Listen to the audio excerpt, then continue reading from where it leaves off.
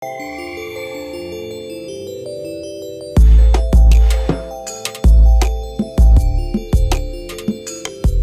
sahabat kompas.com, balik lagi bersama saya Gilang. Kali ini kita akan bahas motor barunya Honda, yaitu Honda Beat 2020.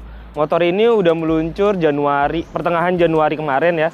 Tapi sebelumnya kompas.com hanya ngerasain di area test ride yang terbatas. Kali ini unitnya udah kompas.com pinjam, udah kompas.com rasain, dan kita akan bahas satu persatu. Ikutin terus ya. Nah, sahabat kompas.com, seperti yang kita ketahui, Honda Beat ini adalah motor entry levelnya Honda di segmen skutik 110 dan level yang paling bawah. Kalau kita ngelihat All New Beat 2020 ini, sebenarnya secara proporsi nggak jauh beda sama Beat yang sebelumnya. Cuma memang Honda memberikan pembaruan dan memberikan nilai tambah di motor baru ini. Kalau kita lihat secara desain, motornya emang nggak begitu jauh beda, cuma lekukan-lekukannya masih beda. Kayak palanya masih mirip, tapi bagian-bagian ini sebenarnya beda sama Beat yang lama. Lampunya lebih cantik ya, lebih cakep, lebih sporty. Bagian belakangnya juga lebih proporsional lah kalau saya lihatnya. Untuk fitur, ada beberapa fitur baru di motor ini. Salah satunya yaitu ini. Yang paling tinggi adalah lampunya udah LED, yang model sebelumnya masih pakai bohlam biasa. Tapi untuk stand masih bohlam. Lampu belakangnya pun masih sama, semuanya masih bohlam. Jadi yang LED cuma lampu utamanya aja. Kemudian fitur barunya adalah di model baru ini Honda udah pakai kunci kombinasi. Jadi ngebuka jok udah bisa dari depan. Bagasinya juga lebih besar, sekarang totalnya 12 liter. Kenapa lebih besar? Karena rangkanya baru. Rangkanya punya Honda Genio yang seperti sebelumnya kita bahas. Jadi waktu Genio meluncur, Honda pakai sasis baru namanya ESAF. Kemudian sasisnya sekarang dipakai di Beat. Sasis baru ini berpengaruh pada rigiditas motor, yang berpengaruh pada pengendalian dan segala macamnya. Plus bagasi lebih besar dan tangki juga bisa lebih besar. Selain rangka baru, fitur yang paling diunggulkan di motor ini adalah sekarang udah ada soket charger ya. Power outlet ini tetap harus pakai adaptor lagi ya sebelum kita colok ke gawai.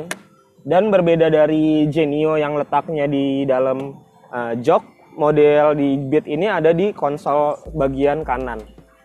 Ini lebih efisien ya, jadi kalau kita mau sambil jalan kita pakai adaptor, HP-nya bisa kita taruh di konsol bagian kiri.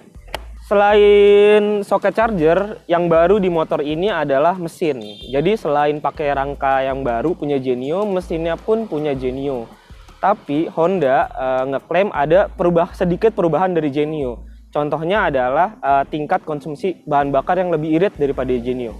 Kalau Genio itu 59, kalau ini 60,1 km per liter. Jadi lebih irit dikit. Nah, pemirsa kompas.com, yang menarik lagi adalah sekarang kulit joknya udah berongga-rongga gini. Ini sebenarnya sederhana sih, cuma ini bisa lebih lengket. Tapi sekaligus tidak panas di bagian bokong kita. Nah, untuk kaki-kaki sebenarnya nggak berbeda jauh sama Beat yang sebelumnya. Dan di model ini juga udah pakai ban tubeless, jadi memudahkan kita waktu beli motor udah pakai ban tubeless, nggak perlu ganti-ganti lagi. Karena kalau di kota-kota besar ya, jalan Jakarta misalkan gitu, yang banyak lubang atau banyak paku, itu ban tubeless membantu sekali kalau misalkan kita pulang malam atau kayak gimana ya. Sahabat kompas.com, sebenarnya gaya berkendara di Beat baru ini nggak jauh beda sama Beat sebelumnya. Masih tipikal, masih mirip, masih sama. Dan yang paling berasa paling hanya akselerasinya kali ya, karena mesinnya mesin baru gitu. Bisa ada perbedaan sedikit sama yang lama. Hanya catatan saya adalah di rem belakang ini. Pengunci rem belakang ini agak sulit buat di aplikasi. Karena mungkin masih baru ya tuh. Jadi waktu ada di turunan kayak mesti gitu. Karena kalau satu tangan it's so hard. Berat. Ini posisi duduknya. Seperti kita lihat, tinggi saya 168. jarak ke lututnya masih lumayan jauh ya.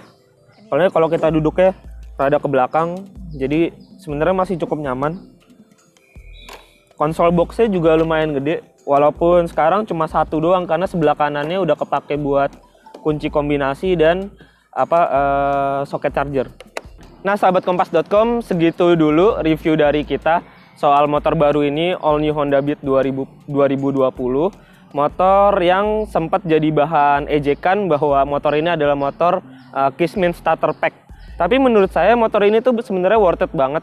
Apalagi buat orang-orang yang mementingkan fungsi, yang budgetnya buat beli motor ada di bawah 20 juta gitu. Sebelumnya kita pernah ngomongin soal perbedaan dia dengan Genio.